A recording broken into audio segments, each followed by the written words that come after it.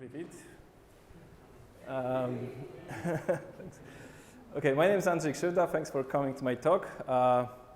When Anna and Oksana asked me for the title of the talk, I came up with this one. I was quite proud of this title, but then I tweeted it, and whoops. And then Hubert, my friend, said that I overdid it with the buzzwords. But they also suggested that I should add some more buzzwords like front-end-less and NoSQL. But yeah, so in the end I decided, okay, this is the title, From Rails to Serverless, which still is not exactly what I wanted. I really enjoy predicting the future, but I'm really bad at it. So what you're hearing today is my attempt to predict the future of Rails. But please remember, I'm not very successful. Like, for example, I predicted that Opal will be the Rails default for JavaScript. No one even knows what is Opal, and I suggested that it's a default.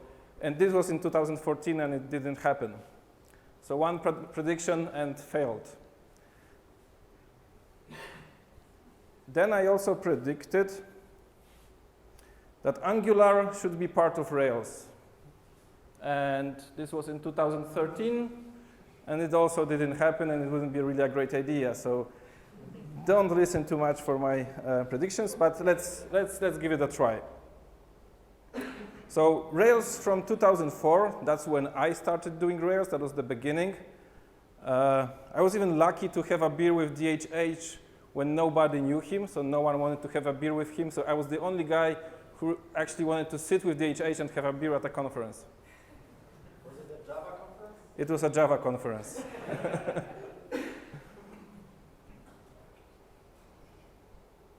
So my talk is a little bit about what DHH praises, so the majestic monolith. And I want to show a potential future that maybe we go into distributed functions and whatever that means. But what is the first phase of Rails when we started in 2004, like when I started there? What is the approach? The approach is called the Rails way, as DHH says. And it's based on the model view controller. It's based on conventions. I call them coupling. It gives us a very easy start, and I think it's still mainstream. So probably all of us do the Rails way mostly. However, there are some people in the community who try to change the situation. I think one of such people is this guy. Anyone knows him? Yeah. Who has drink a beer with him? Yeah. That's like the second level of being in the Rails community when you drink a beer with Apotonic. So Nick Satterer, Apotonic, he calls it operations, which is okay. I call it service objects. This is like the next phase of the Rails applications usually. I also say that this is a gateway drug, because once you start with service objects, you kind of see that introducing new layers in your Rails application is actually quite okay. It's possible. You're still alive, and Rails doesn't crash, and maybe it's a good thing. So the service objects are a thing somewhere between the controller and models. So usually the controllers call the service objects, or Apotonic would say it called operations. And usually they come like a gateway drug. It's the first drug you take, but usually you introduce things like form objects, adapters, and repositories. So who here did at least one of those? Service objects, adapters, forms, repositories. Cool, so that's probably more than half of the room. That's great. So that's the service object phase. But then there is beyond service objects phase, which is understanding and trying to introduce in the Rails application a split between the application layer and your domain layer. Whatever happens in your domain layer, it's usually the domain layer is still the persistence part. Usually you still have active record there. Everything is fine. It's just you try to say, like, my service objects are this one area and they are application layer, and whatever is below that, it's the persistence layer. And then comes the idea of domain-driven design, which Robert talked a little bit today. This guy here is called Eric Evans. he's the author of the famous Blue Book. So if you talk about people who did read something about DDD, they usually read the Blue Book, which was written by Eric Evans. And no one I know finished the book fully. So Eric introduced the concepts of bounded contexts. Robert touched this topic a little bit today. Those are the modules in our application. So now you have the ability to split the applications not only like models, views, controllers, and service objects, but now you can actually introduce also this kind of modules which are in your domain, and there are things like inventory, invoicing, accounting, payments, as in Robert's examples. And Eric Evans also brought some of the object-oriented programming techniques, gathered them together, and gave them a name together as domain-driven design.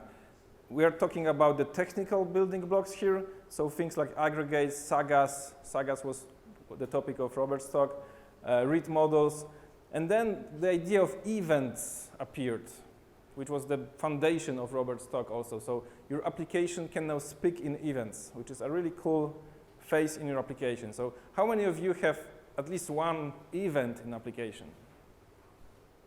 Okay, that's 5, 6, 7 people, great. So that's like the next possible phase. I'm not saying this is like the only evolution you should do with your Rails application. I'm saying that this is just one possible phase, and given that many of us were in the service objects era, maybe because Apotonik is so good at drinking and he's influencing people into service objects. So maybe one day we'll have more people in domain-driven design also, but there are also other phases, and this guy is called Greg Young. He now lives in Lithuania. He is the man behind CQRS, which is Command Query Responsibility Segregation, and I really need to focus very strongly to remember what it is.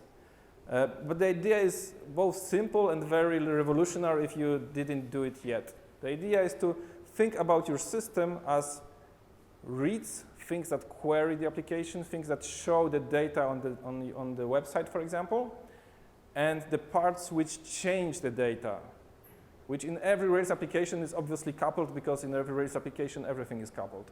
So, but here we try to do the separation that what we see doesn't need to be implemented in the same way how we change this data. So we have like two different sets of classes to deal with queries and writes. So an example of a write is like canceling an order. This is the command. And an example of reads is like show me the list of orders, show me the list of last registered users, and so on and so on. This is like another way of architecturing application, and this could be a potential another phase of where we get. And then we enter the phase of microservices. Who here have some microservices with Rails applications? 3 people, okay. I have to admit, but by the way, this guy is Fred George, and he's amazing, really. Go find him somewhere on YouTube, because he's not the youngest person in the community, but he's really active, very like energetic, and his way of solving problems is like very inspiring. And he's a very big advocate of microservices. And I have to admit that for many years, I was very skeptical about microservices. Like I even argued against it. So me now and me from 2 years ago, we would have quite an argument, because I was so much against microservices. I didn't understand why it brings anything useful apart from things crashing for no reason, apart from me looking at the logs all the time and see that there is now a network error, things to retry, try to reconnect, and many things that are like moving pieces in my infrastructure. And suddenly I'm a DevOps, I'm not a developer anymore. So why is this good? And Fred George, but also many other people, showed that microservices can be split in a nice way. So the idea of bounded context, like Robert said, and like Eric Evans is saying, and like Greg Young is also advocating, this is a really nice boundary for the microservice. So one bounded context, one microservice. And then you can have like multiple microservices. In my current project, we have 7 microservices. I inherited a project which is based on microservices, but maybe some of my friends say that this is the Stockholm syndrome, that I was forced to live with microservices for that long that I started to love them. But that's true. I actually do enjoy microservices now, because when they are done right, they actually bring some really cool stuff. The really cool stuff is like being really independent. So I'm this kind of programmer who often crashes the application in production. So when I crash the application in production, then at least I crash one microservice at a time. Which means that if the application is split into banded context, I only crash one part of the system. So people can still read the data, for example, because thanks to CQRS, when I crash some kind of banded context, the read models, the queries to the data are still working. So there's a chance that people are not that unhappy about it. What it means that I have like 7 microservices in our current infrastructure architecture. It means that I have like 7 microservices in the backend, but there's like one backend microservice which is in front of them. And I really lack the word how to call it because it's a frontend, but it's not really the JavaScript frontend, it's the backend frontend. Anyway, this is a proxy. There's one backend which is a proxy, one microservice. Everything goes through this microservice to the other parts. So this knows about everything. And I once crashed this one and everything stopped working. So this is a bad architecture. You usually, with microservices, you usually rely on event store and events being published like between those microservices. So it's no longer enough to publish events and have them in memory somehow. Now you need to rely on an external queue. At the moment, we rely on RabbitMQ, which was a bad decision as always, but we will do it better later. Often you also have a problem of events versioning because when you live with microservices, you need to deal with the fact that some microservices could cache the existing events and they rely on events as they were produced at the beginning. And when I want to introduce a new field or change an existing field in an event, I need to actually introduce a new version of this event. So the whole problem of event versioning comes in, which is difficult, but we can handle it. So this is like what I call the microservices phase. I'm somewhere here, but I did many mistakes to get there. I'm still making mistakes, but now I think I know where I want to get in the next 3 years.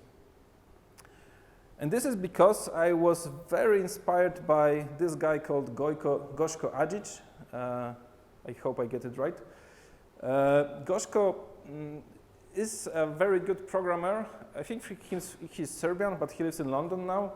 And he was influencing me in other areas in the past, like how to gather requirements and how to talk to customers without arguing all the time. He had some really good thoughts about it. And how to plan a project without estimating too much, which I love it for him because I love it that he taught me how to speak to customers and how not to give estimates. Because estimate is obviously a contract immediately, right? You give estimate and suddenly you somehow promise something. So Goshko recently has been talking a lot about the idea which is called serverless, which as a name makes as much sense as cloud. So it doesn't make sense. Because obviously serverless does rely on servers. But the idea is to bring the microservices even further. So to have them, so if I have really a lot of pain with 7 microservices, what's the solution? 70 microservices. Serverless is a shortcut for what they call function as a service. I never been a huge fan of functional programming, to be honest. I really was the one who was for object-oriented programming. I didn't understand the people talking about monads and stuff, like crazy academics. But I have to admit that now I'm getting closer to functions in a weird way through microservices. And the idea of serverless is to have a microservice per function. But what is function? So far I was talking about some abstract things like bounded context and aggregates and stuff. So what exactly is a function? If you are doing event-driven architecture, if you are doing, like Robert explained, like I really like the slides from Robert's talk where there were like 3 events, and you speak in events, basically. But events means that you have like basic data structure as an input, and in Robert's example, sagas were issuing a command, so there was 3 events as input, 1 command as output. This is a function. This is a pure function. There is like no side effects around. Well, maybe the postman delivering the PDF is a side effect of something happening there. So aggregates are functions. Aggregates if you're doing the DDD stuff, but even if you're not doing DDD, imagine whichever active record object you have in your system, which sounds important. So obviously it's user. It's quite rich in behavior. You can think of it as an aggregate. And if you connect this idea of aggregates, so those very important objects, with the idea that they are a result of events, they can be built from events, they basically are a set of events from the past, then you understand that this is a function. So building from the history brings you the current version of the user. Which is funny for us because as Rails developers, we often make this decision that while using active records, and we never tell it to clients somehow, the clients are always surprised after 2 years of working with this, that we make this decision that we will lose all the history all the time. Even though storage is cheap, even though no one asks us for that, basically by doing the CRUDs, by doing active record, whenever you call update, you say, I no longer want the old data. I don't care. Maybe in the backups you will be able to extract it. So that's what we do with active record approach. With event-driven approach, you keep the history forever because every time you want an aggregate, you actually have to replay those events to have the same state. So aggregates are functions. Sagas, as Robert explained, those are functions too because they're based on events. They can build their state from events, and then they can issue a command. So command is the result. This is a function. Read models. So imagine the list of users on your website or in your admin panel or somewhere else. This is something that can be built from events just to be like serialized to JSON maybe, and then sent to JavaScript application to the front end, and then it is displayed.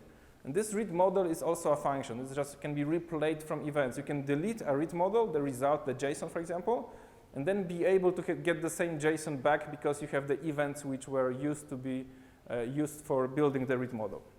So I know this is like abstract words, but again, aggregates are functions, sagas are functions, and read models are functions, which means each of those functions can be like a separate microservice. This sounds crazy, but suddenly from the last 2 years maybe, or I don't know exactly when it started, we have the possibility to have a microservice per function and a really nice platform support for that, which is called Aws Lambda. Who heard about it? Okay, so thanks. So this is like the approach which is behind the idea of serverless. It's not the only approach. There are like Microsoft, Azure, they have also the idea of some kind of function as a service, some kind of serverless approach. So if you want to take like one thing from this talk, is it's this name.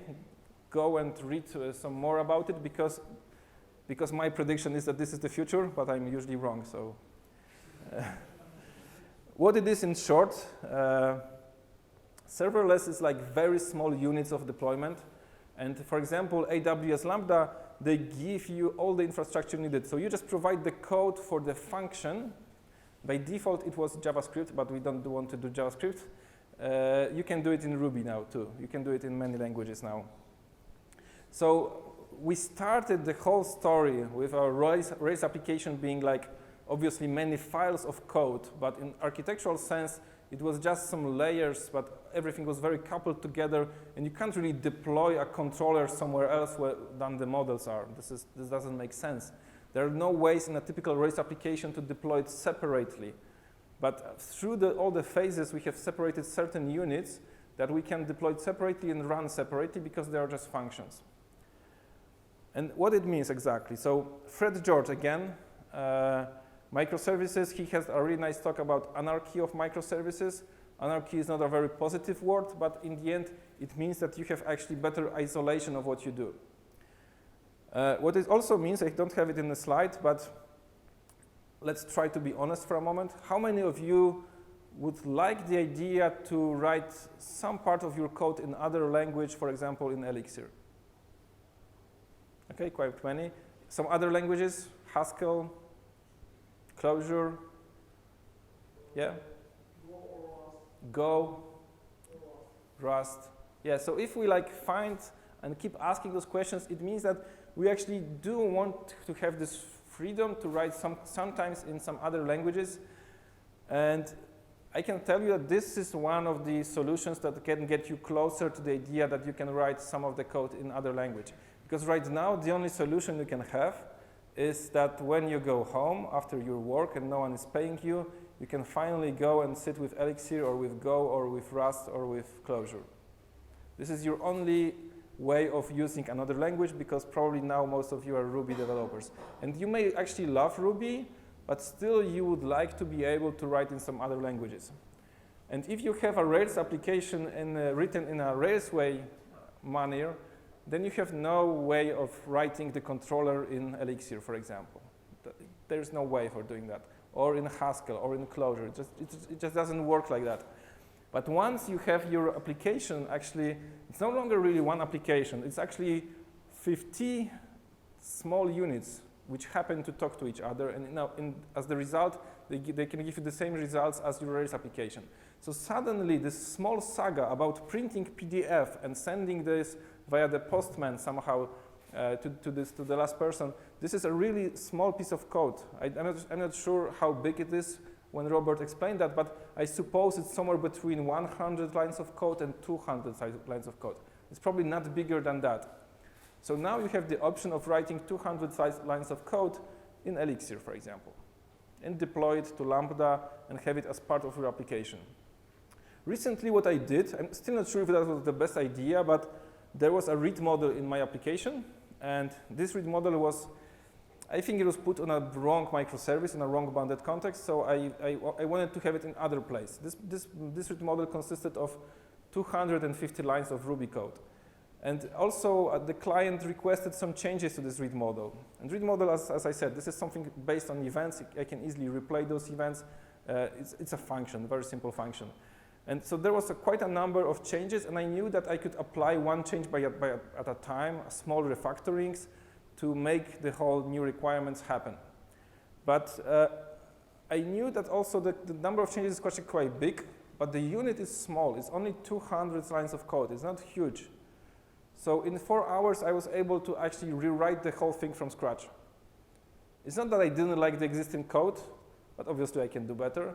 But I was able to rewrite it in another microservice, even though we are still not there. We are still not with the functions as a service platform, but we are with microservices, and that was close enough for me to be able to do it, because it's just a function based on events. So I could run the tests at the end, see what is failing, fix it, and then deploy it. So I still didn't have the freedom of doing it in another language. I'm not sure I would go that way, but at least it's nice to have that option. Did you have two of them working at some point of the time? Yes, for a moment there were two of them working, because until I was sure my read model works, I had them both, and I was able to expose my new, this read model returned a JSON. So I was able to have two HTTP 8 points, and the real application first talked to the old one, but then when I was sure that mine is working, I enabled mine, and then when I was sure that mine is working in production, I disabled the old one. So that was my flow of working. According to Gorzko Adzic, in their project, when they went platform function as a service, before that they were based on microservices on Heroku, exactly the same as in my case. We're also on Heroku. Even though Heroku does a lot for us, we don't have to do too much DevOps around it. In Gorzko Adzic's project, they reduced the code base by 1/3, so 30%, because a lot of infrastructure code disappeared. A lot of HTTP calls disappeared, because that's what is provided by Lambda. Also, usually you have some retries when you try to connect from one place to another, but with Lambda, they're actually forced to do the event-driven architecture, so all the code for retrying disappeared. But that was also part of improving the design by introducing events. Also, they had some caches in their application, which with Lambda, they are no longer needed because they give it for you. They do the caching for you. So a lot of infrastructure code is no longer needed with such platforms like Lambda. They do the scaling for you, even easier than with Heroku, because they do it automatically. But the most important part, I think, is the smaller deployment costs. If you work on a big traffic application on Heroku or on any kind of cloud, you usually have, or your client usually has really big costs related to that. With Lambda, you only pay for the actual time this function is run, and for the resources that you need. So the lower amount of memory you need, the cheaper this is. So this is really, as Goshko put it, it's the first time in history that doing the right object-oriented design or doing the right architecture is actually paying in lower costs. It's the first time in history with Lambda. So I think, like, I'm not an expert here. It's just I find this topic very interesting, and as I said, I'm still at this phase of microservices. But I'm really excited about. I have watched many videos. I have tried some toy examples with that. I'm really excited about where this can go and what kind of future it brings. So my prediction, and you can laugh at me in 2020. I'm embarrassing myself right now. My prediction is that we will go serverless, we will go function as a service with our Rails applications. Thank you.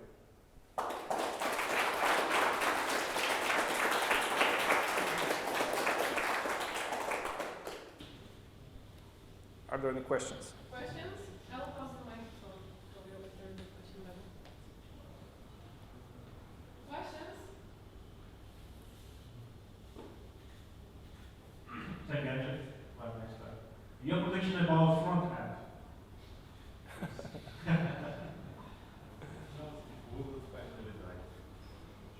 My prediction about front end. Yes, Front end. So you want to embarrass me again, even more. Everything is recorded.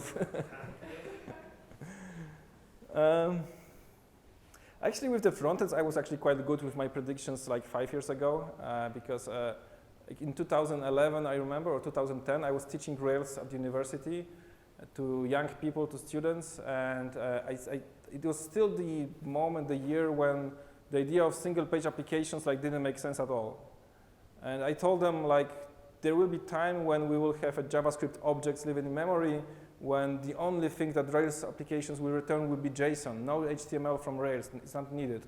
And they were laughing at me at that time. But it turns out that actually this is what we are doing right now, right? So Rails is mostly, in most new applications, is used for JSON, and there is a front end with a single page application. So I think we have achieved quite a lot in the last years with JavaScript, but the complexity of front end right now is really bad. We often laugh that you need to have a PhD in order to use Webpack.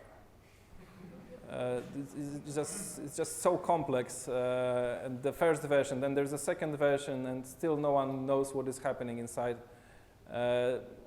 But there is happening really a lot. So I was also one of those, probably another of one of those rare good predictions is that React is winning. React.js is winning the JavaScript world. And as you can see, we entered React.js very early. It's when we were there 3 years ago, basically. So we wrote books, and now we are considered to be experts because we are so early with React.js. So it seems like the approach with React.js is a good approach. The idea of using virtual DOM is a good idea. I also see a very huge influence of functional programming in the JavaScript world. If you do React.js, then maybe you do Redux. And with Redux, you have this idea of data being built from events. Basically, they call it actions, but that's the same idea as events, as I told here. So I think there should be very positive changes, but I don't suppose there will be another huge revolution right now in the front ends. Maybe I'm just wrong now, but JavaScript as a language will keep improving, and tools, maybe it will not be exactly React.js, but tools similar to React.js will survive and they will be mainstream. React.js right now is mainstream. 3 years ago, Angular was their one tool to rule everything, and suddenly they introduced Angular 2, and that was like a shooting in your feet, right? It didn't really make sense from a marketing point of view at all. Now everyone is confused what is happening with Angular. Even if rationally speaking, it's a good technology, but it is complicated from a marketing point of view. Yeah, is it enough? Yes, thank you. Okay. What about WebAssembly? I really don't know. So the question is, what about WebAssembly? I don't know really much about it, which means I don't predict it's the future.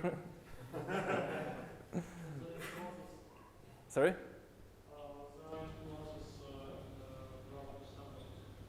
It's part of the standard now, or will be.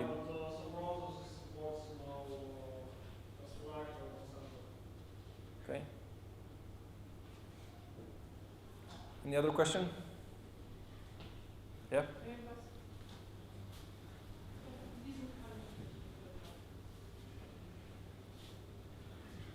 Concerning this Aws Lambdas, it looks like from the first slide that we will have two problems, either code duplication or dependency count, because of the small size of this lambdas, this function. How would you mark boundaries in that?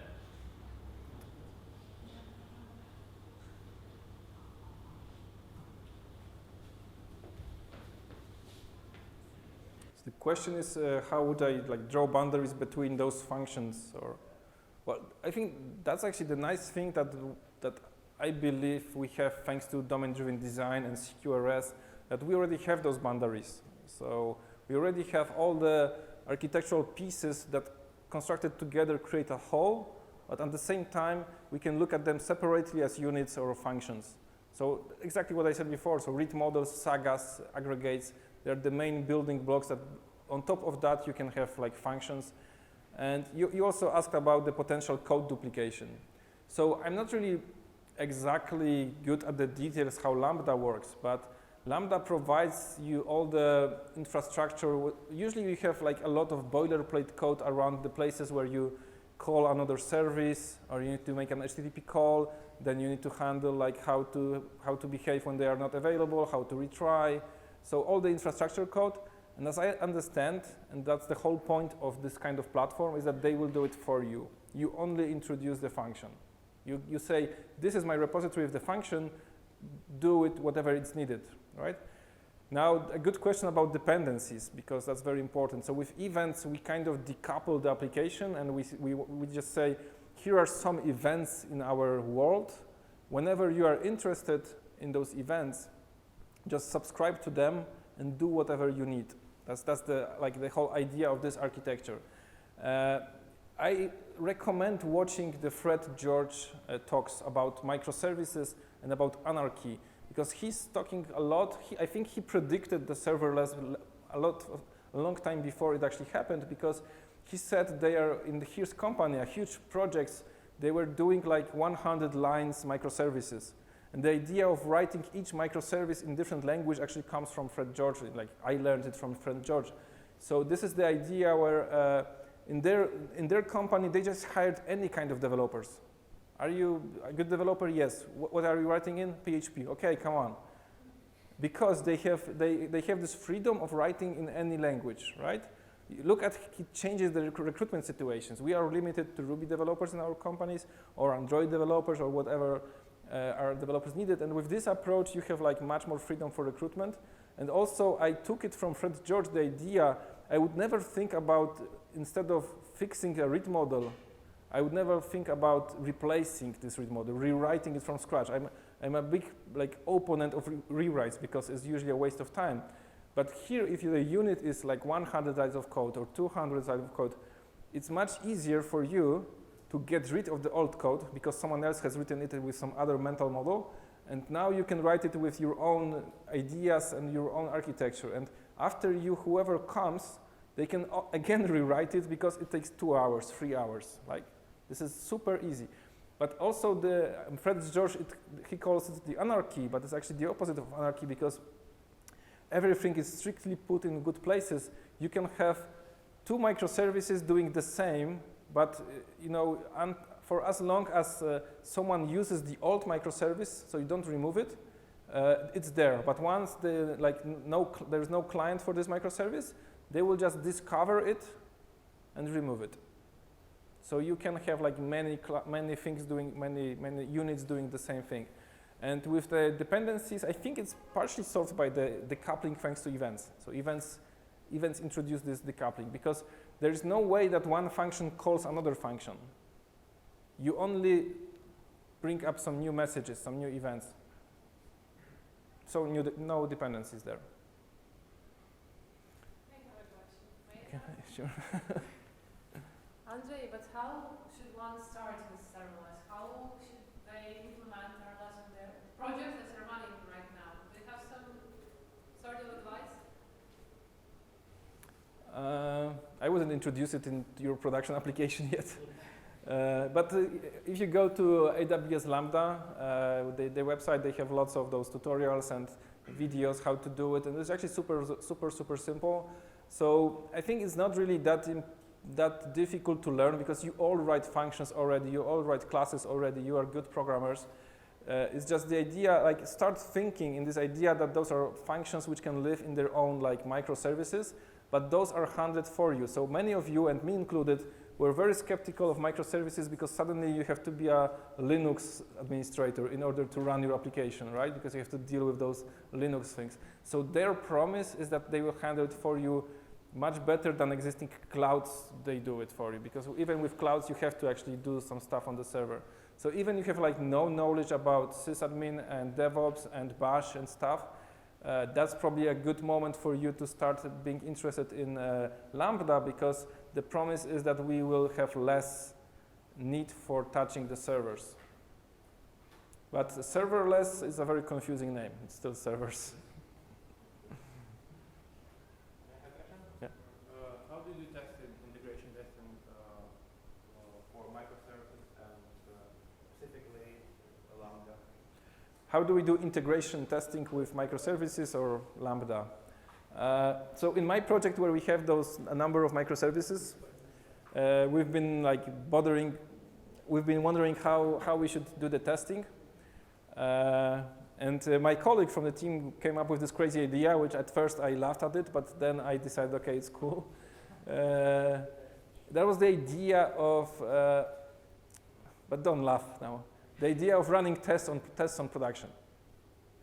The idea, we have a multi-tenant application, so when we run our tests on production, we actually call the production API, production backend. We create a new tenant at the beginning of a test. We simulate the behavior of the tenant on the production application, so create some projects, create some data in there, look if the read model is returning the right data now. And thanks to that, we know that the production works. So our tests are both tests and monitoring at the same time. And we have covered all the most important scenarios. And the tests are run every hour because it's like a monitoring, but it's also run whenever we change the application in any significant way. Whenever we push something to the repository, the tests are run. So if you go to the admin panel, you will see like hundreds of tenant users being created because of the tests. That's the bad side effect because we don't really want to have this unnecessary data. The nice side effect is that we are actually testing the production system. So in a way, this is like a monitoring for us. So it serves us in many different ways. So that's the one way of testing, like at the integration level, but also at the unit level. I like to think about those functions as units.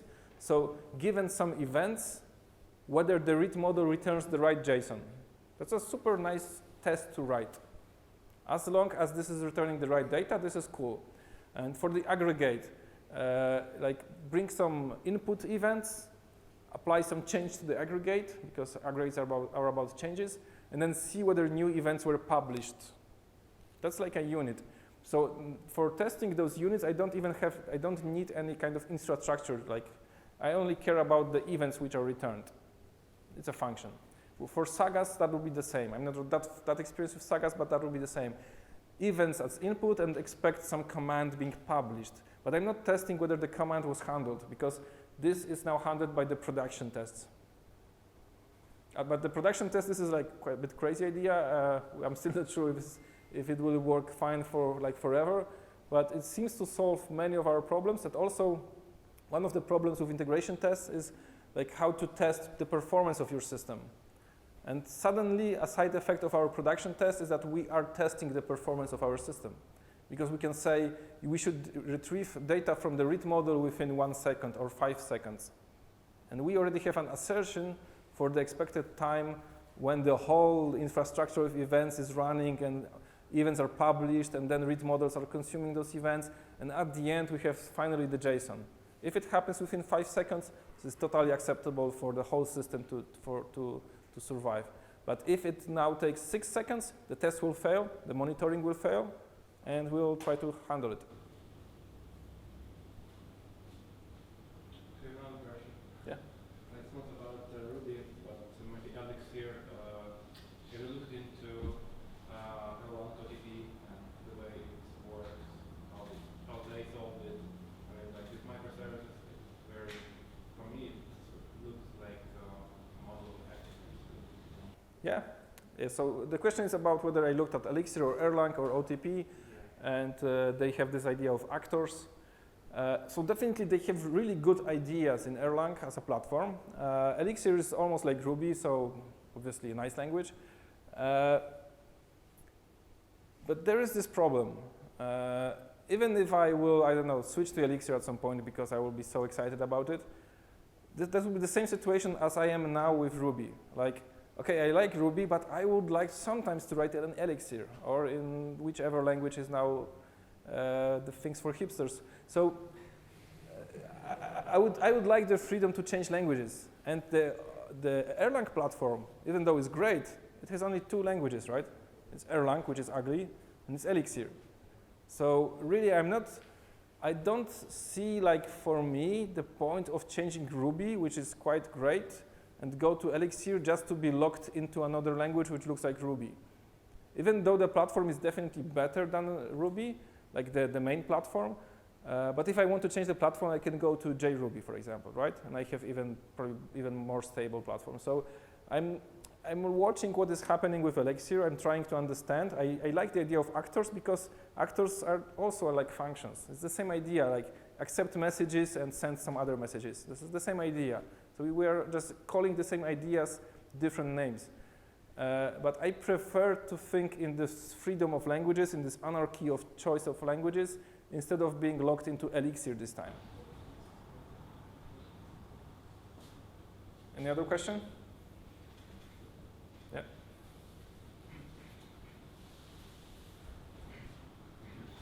Andrzej, we know that statistics tell that market share of Ruby and Rails has declined in the last year.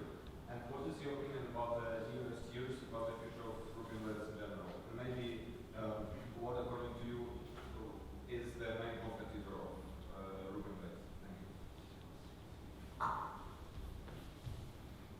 I can tell you what is the main opponent of Rails or of Ruby, because it's Elixir and it's wrong, totally wrong.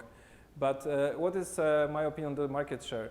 This is a funny thing, because if you look at the relative numbers, you are right. Probably the market share of Rails is a bit declining. But if you look at absolute numbers, the overall number of programmers is growing very quickly, very quickly. Like Uncle Bob says that every 5 years we are doubling the number of programmers in the world. So every year we're really growing a lot.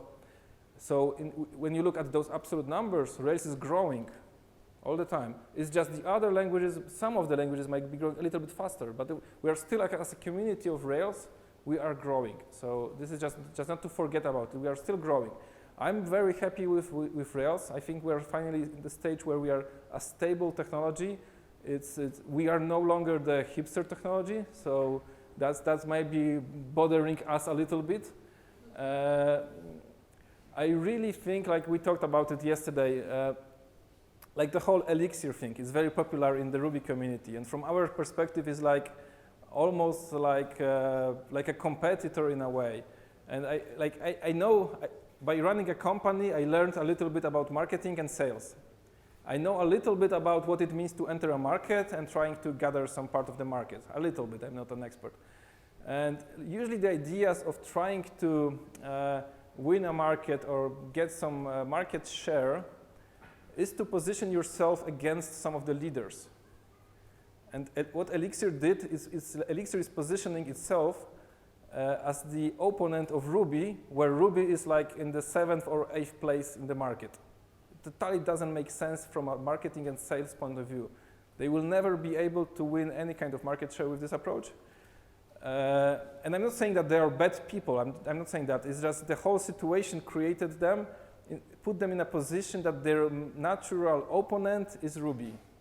And we are so like similar to each other, like Ruby and Elixir, that it doesn't make sense for us to compete. But for some reason, Elixir was put in this position that we have to compete. It totally doesn't make sense. Because in the end, we are both losing this situation. Totally doesn't make sense. I don't like this whole, I have to like deal with it somehow, that the Elixir appeared. And I like the Elixir as a technology. So what I talked before as opponents and so on is opponents in the marketing meaning, not in my technology choices meaning. I will be able to write in Elixir, that's fine. It's just, I think we have achieved quite a lot as a Ruby community, as Rails community, thanks to many different things, including such great meetups like here. We are growing as a community, and it's really like, I think we are in a really super nice position right now. So I don't think we should be bothered that much with Elixir and other parts, because 3 years ago it was Clojure. Clojure was winning the Ruby community. Somehow everyone wanted to switch to Clojure. 2 years ago it was Haskell. 1 year ago it's something else. 2017 is about Elixir. 2018 will be something else. But from the real, like who are the big players in the market, it's obviously Java, .NET, JavaScript, which is growing the most.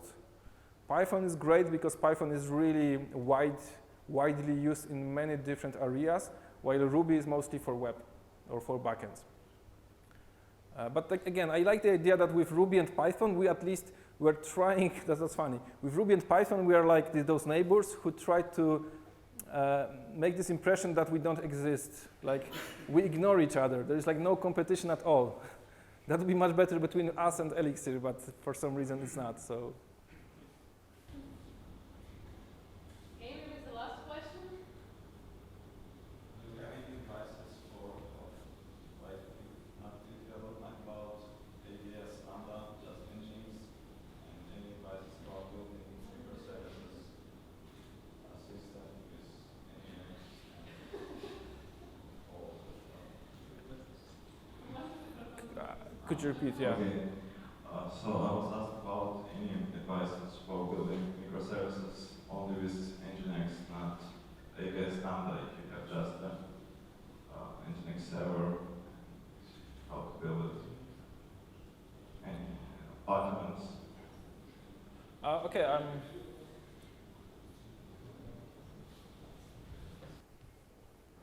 so if I go to the right, you're asking how to, like, if I have ideas how to build microservices, but like low level with Nginx without lambdas and stuff. You know, that's the thing we did in the past with like whatever language you choose. You can choose Ruby. You can use Rack as the like infrastructure, because Rails is based on Rack, and Rack is actually the main thing that is running under the hood for you know, accepting connections and so on. So if you want a microservice which is based on HTTP, then like going with Rack probably is one idea. But to be honest, I'm this kind of programmer who is really not that much interested in low-level stuff. That's why I'm so excited that there are platforms which can do work for me.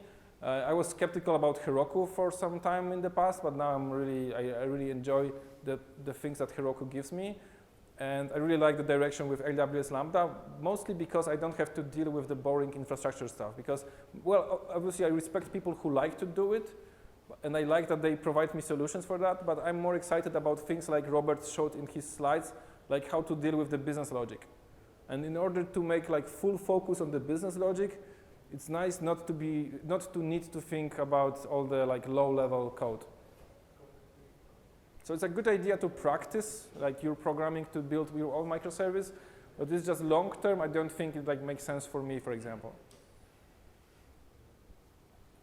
Okay, thank you so much, Andrzej. Thank you.